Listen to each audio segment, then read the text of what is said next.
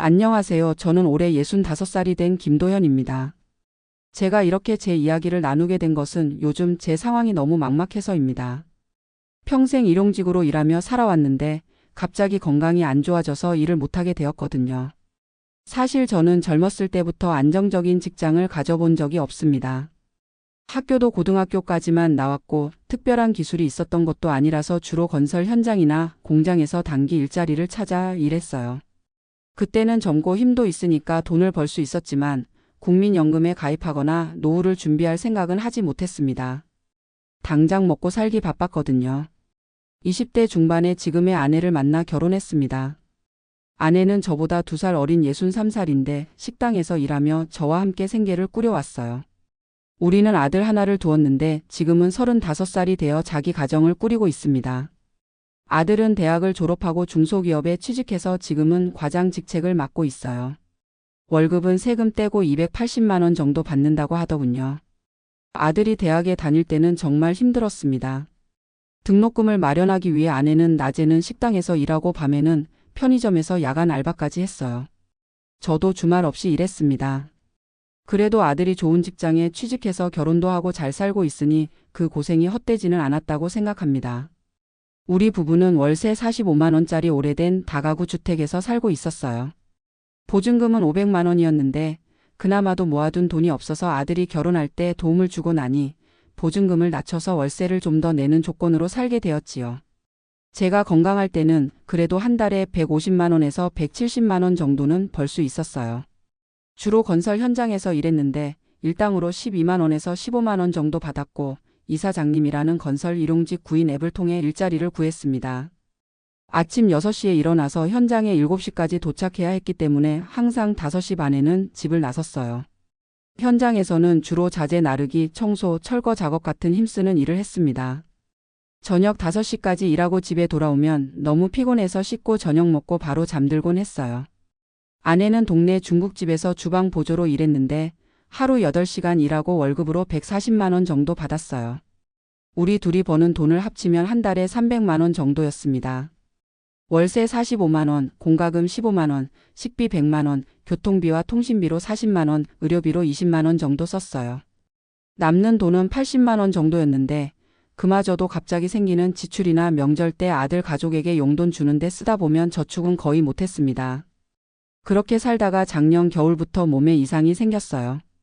처음에는 단순히 나이 들면서 생기는 피로감이라고 생각했는데 점점 증상이 심해졌습니다.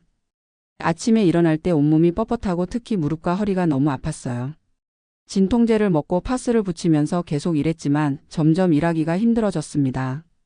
어느 날 현장에서 자재를 나르다가 갑자기 허리에 심한 통증이 왔어요. 그대로 주저앉아서 동료들이 저를 병원으로 데려갔습니다.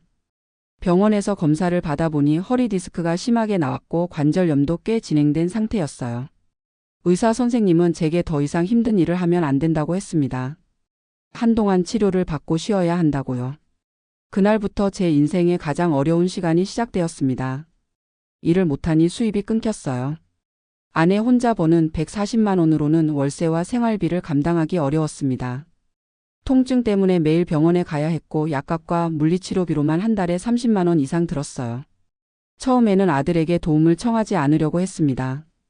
아들도 결혼하고 아이도 있어서 자기 가정을 꾸리기도 바쁜데 부모까지 신경 쓰게 하고 싶지 않았거든요. 하지만 3달 정도 지나자 더 이상 버틸 수가 없었어요. 월세가 2달 밀렸고 병원비도 계속 나오고 먹고 살기도 힘들어졌습니다. 결국 아들에게 사정을 이야기했어요.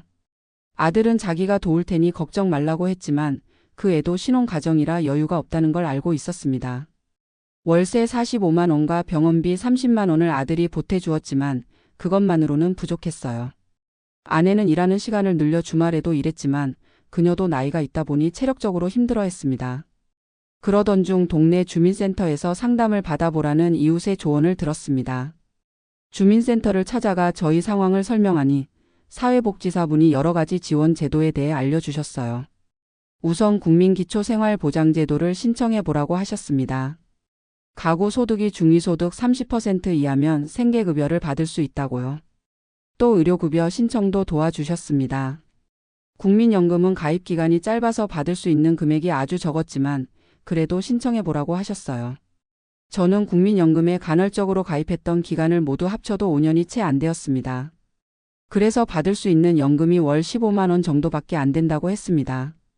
기초연금도 신청했는데 소득과 재산이 적어서 월 30만 원 전액을 받을 수 있다고 했어요. 하지만 이런 신청들이 다 처리되려면 시간이 걸린다고 했습니다. 그동안은 긴급 생계 지원을 받을 수 있도록 도와주셨어요. 사회복지사분은 또한 영구임대 아파트 신청도 권유하셨습니다. 월세 부담을 크게 줄일 수 있다고요. 하지만 영구임대 아파트는 대기자가 많아서 순서가 돌아오려면 시간이 꽤 걸린다고 했습니다. 이렇게 여러 가지 복지 서비스를 신청하고 기다리는 동안 저는 집에서 할 수 있는 일을 찾아보려고 했어요. 온라인으로 할 수 있는 단순 작업이나 재택 알바 같은 것을 찾아봤지만 컴퓨터를 잘 다루지 못하는 데다 나이가 많다 보니 기회가 많지 않았습니다. 인터넷 검색도 익숙하지 않아서 스마트폰으로 여기저기 알아보는 것도 쉽지 않았어요. 결국 할 수 있는 일이 없어 집에서 하루 종일 텔레비전만 보며 지내게 되었습니다. 그러다 보니 우울감도 심해졌어요. 평생 일하며 살아왔는데 갑자기 아무것도 할 수 없게 되자 자존감이 많이 떨어졌습니다. 아내에게 짐이 되는 것 같고 아들에게도 미안한 마음이 들었어요. 때로는 밤에 혼자 울기도 했습니다. 그런데 예상치 못한 도움이 찾아왔어요. 같은 동네에 사는 친구가 노인 일자리 사업에 참여해보라고 권유했습니다. 친구는 복지관에서 공공근로를 하고 있었는데 월 27만 원을 받는다고 했어요. 하루 3시간만 일하면 되고 힘든 일이 아니라서 저같이 몸이 좋지 않은 사람도 할 수 있을 거라고 했습니다. 저는 바로 복지관을 찾아가 상담을 받았어요. 복지관에서는 노인 일자리 사업 중 공익형 활동을 소개해 주셨는데 동네 공원이나 놀이터를 청소하는 일이었습니다. 허리가 아프기는 하지만 천천히 하면 가능할 것 같았어요. 월 30시간 활동하고 27만 원을 받는 조건이었습니다. 또한 복지관에서 무료 물리치료와 건강 프로그램도 이용할 수 있다고 했어요. 저는 바로 신청했고 다행히 빠르게 참여할 수 있게 되었습니다. 이렇게 노인 일자리 사업에 참여하면서 조금씩 활력을 찾아갔어요.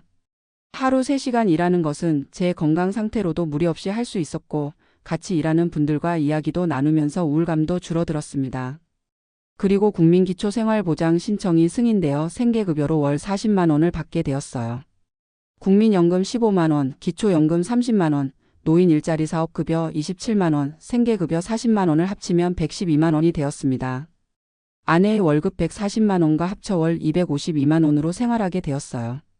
또한 의료급여 2종 수급자로 선정되어 병원비 부담도 크게 줄었습니다.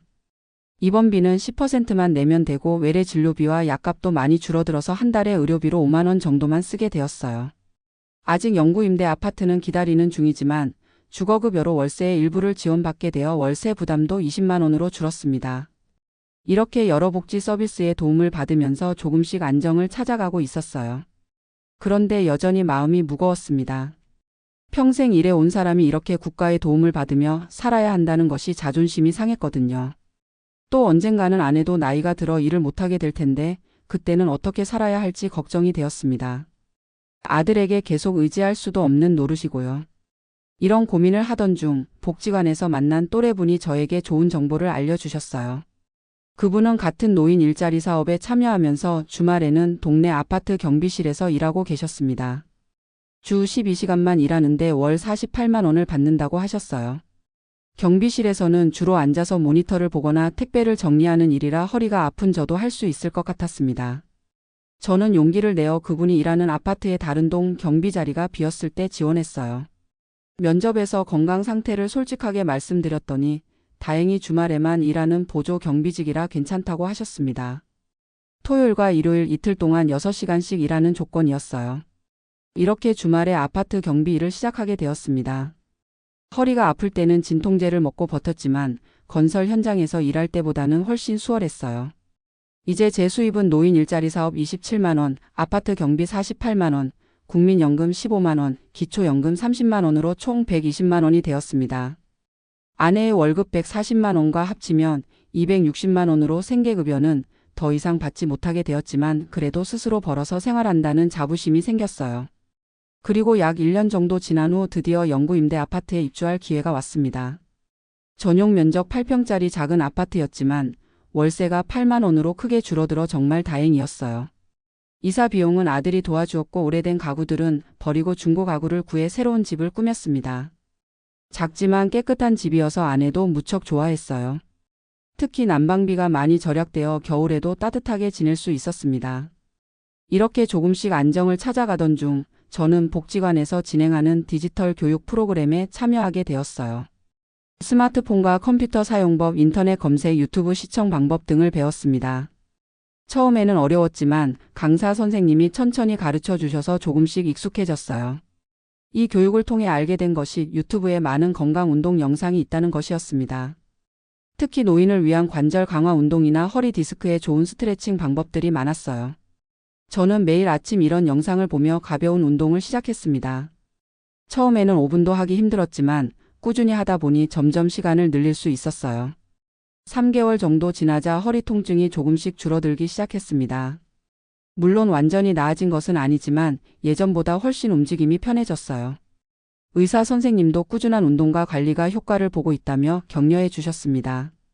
건강이 조금 나아지자 저는 더 많은 일을 할 수 있을 것 같다는 자신감이 생겼어요. 복지관 선생님과 상담하여 사회서비스형 노인 일자리에 지원했습니다. 이는 공익형보다 활동 시간이 더 많고 급여도 높은 프로그램이었어요. 저는 동네 초등학교 급식 도우미로 지원하여 합격했습니다. 하루 4시간씩 주 6일 일하고 월 60만 원을 받는 조건이었어요. 학생들에게 급식을 나눠주고 설거지를 돕는 일이었는데 아이들과 함께하는 시간이 즐거웠습니다. 가끔 허리가 아프기는 했지만 그래도 참을 만했어요. 이렇게 사회서비스형 일자리로 바꾸면서 제 수입은 60만 원으로 늘었고 주말 경비일 48만 원, 국민연금 15만 원, 기초연금 30만 원을 합쳐 총 153만 원이 되었습니다. 아내의 월급까지 합치면 293만 원으로 영구 임대 아파트에 살면서 월세와 관리비로 15만 원 정도만 내니 여유가 생겼어요. 이제는 매달 50만 원 정도를 저축할 수 있게 되었습니다. 작년에는 처음으로 아내와 함께 3일간 강원도 여행을 다녀왔어요. 평생 일만 하다가 이렇게 여행을 가니 정말 새로웠습니다. 바다도 보고 산책도 하며 행복한 시간을 보냈어요. 그리고 얼마 전에는 아들 가족이 우리 집에 놀러 왔습니다. 손주가 벌써 6살이 되었는데 할아버지가 가르쳐준 스트레칭을 따라하며 즐거워했어요. 아들은 저희가 많이 나아진 모습을 보며 안심하는 것 같았습니다. 제가 이렇게 어려운 상황을 이겨낼 수 있었던 것은 여러 사람들의 도움 덕분이었어요. 주민센터 사회복지사, 복지관 선생님, 같은 처지의 친구들, 그리고 우리 가족이 모두 힘이 되어 주었습니다. 또한 다양한 복지 제도가 있어서 정말 다행이었어요. 물론 아직도 어려운 점은 많습니다. 나이가 더 들면 지금 하는 일도 계속하기 어려울 테고 건강 문제도 언제든 다시 찾아올 수 있어요. 그래도 지금은 하루하루 감사하며 살고 있습니다. 저같이 국민연금을 제대로 준비하지 못한 사람들이 많을 것 같아요. 젊었을 때는 노후가 멀게만 느껴져서 준비를 소홀히 하게 되는데 시간은 정말 빨리 흐릅니다. 지금 젊은 분들은 꼭 미리미리 노후를 준비하셨으면 좋겠어요. 국민연금에 가입하고 작은 금액이라도 꾸준히 저축해두는 것이 나중에 큰 도움이 됩니다. 그리고 건강관리도 정말 중요합니다. 저는 젊을 때 과로하며 몸을 혹사했는데 그것이 결국 지금의 건강 문제로 이어졌어요. 적절한 휴식과 운동이 정말 필요합니다. 마지막으로 어려울 때 도움을 청하는 것을 부끄러워하지 마세요. 저도 처음에는 자존심 때문에 복지 서비스를 신청하는 것을 망설였지만 그것이 삶을 다시 일으켜 세우는 발판이 되었습니다. 우리나라에는 다양한 복지 제도가 있으니 어려움에 처했을 때 주민센터나 복지관을 찾아가 상담받는 것을 추천드립니다. 지금은 코로나도 끝나고 경제가 조금씩 나아지고 있다고 하지만 저희 같은 노인들에게는 여전히 어려운 시간입니다. 하지만 희망을 잃지 않고 할 수 있는 일을 찾아 조금씩 앞으로 나아가려고 합니다. 제 이야기가 비슷한 상황에 처한 분들에게 작은 위로와 희망이 되었으면 좋겠습니다. 감사합니다.